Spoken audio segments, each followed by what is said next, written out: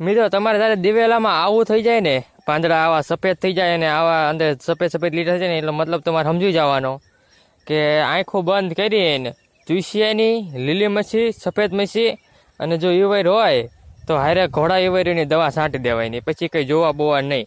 કારણ કે જો આ મારે એક 4-5 દી મોડો થઈ ગયો તો છાંટવામાં, કેટલી જીવાત લાગી ગયેલી છે.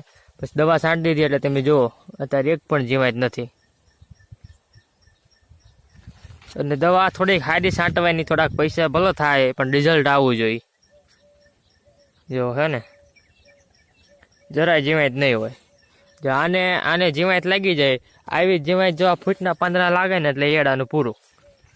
ફૂટનું પાંદડું કાયમ કૂણું ધોવું જોઈએ, હાવ એને એકદમ કૂણું લબરક જેવું જોઈ લો.